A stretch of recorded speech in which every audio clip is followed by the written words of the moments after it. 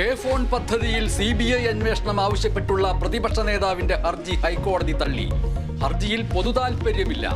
സർക്കാരിന് ടെൻഡർ നടപടികളുമായി മുന്നോട്ടു പോകാമെന്നും കോടതി. VD സതീശൻ കോടതിയെ സമീപിച്ചത് കരാർ നൽകിയതിൽ അഴിമതിയുണ്ടെന്ന് ചൂണ്ടിക്കാട്ടി. ഡൽഹി മദ്യനയ അഴിമതി കേസിൽ ഡൽഹി മുഖ്യമന്ത്രി അരവിന്ദ് കെജ്രിവാളിന് ജാമ്യം. CBI രജിസ്റ്റർ ചെയ്ത കേസിൽ അനന്തകാലം ജയിലിലിടുന്നത് ശരിയല്ലെന്ന് സുപ്രീം കോടതി. ജാമ്യം ലഭിച്ചതോടെ കെജ്രിവാളിന് പുറത്തിറങ്ങാം. മണിപ്പാലിൽ നിന്ന് പിടിയിലായ ആലപ്പുഴ കലവൂർ സുഭദ്ര വധക്കേസ് പ്രതികളെ നാട്ടിലെത്തിച്ചു. നിതിൻ മാത്യൂസും ശർമിളയും കുറ്റം സമ്മതിച്ചതായി പോലീസ്. ചോദ്യം ചെയ്യൽ തുടരുന്നു. പ്രതികളെ ഇന്ന് കോടതിയിൽ ഹാജരാക്കും.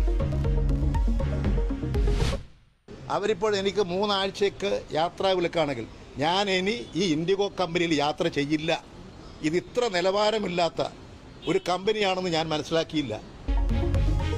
വാക്കിന് ചാക്കിന്റെ വിലയോ? ഇൻഡിഗോ വിമാനത്തോടുള്ള പിണക്കം അവസാനിപ്പിച്ച EP ജയരാജൻ 2 വർഷത്തെ ബഹിഷ്കരണം അവസാനിപ്പിച്ച് ഇൻഡിഗോ വിമാനത്തിൽ യാത്ര ചെയ്തു. യാത്ര കരിപ്പൂരിൽ നിന്ന് ഡൽഹിയിലേക്ക്. ജയരാജൻ ഇൻഡിഗോ വിമാനം ബഹിഷ്കരിച്ചത് 2022-ൽ. വിളർപ്പൊഴിവാക്കാൻ അമ്മ. അനുനയ നീക്കത്തിന് ചുക്കാൻ പിടിച്ച മുതിർന്ന അഭിനേതാക്കൾ. ഫെഫ്കയുമായി ചേർന്ന ട്രേഡ് യൂണിയൻ ഉണ്ടാക്കാൻ നീക്കം.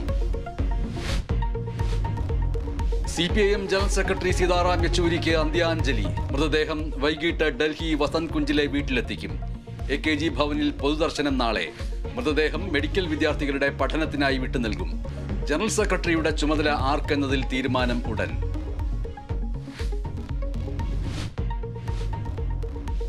ഇന്ത്യൻ സൂപ്പർ ലീഗ് 11ാം പതിപ്പിന് ഇന്ന് ആവേശത്തുടക്കം. ആദ്യ മത്സരത്തിൽ മോഹൻ ബഗാൻ മുംബൈ സിറ്റി FCയെ നേരിടും. മത്സരം രാത്രി 7:30 കൊൽക്കത്തയിൽ.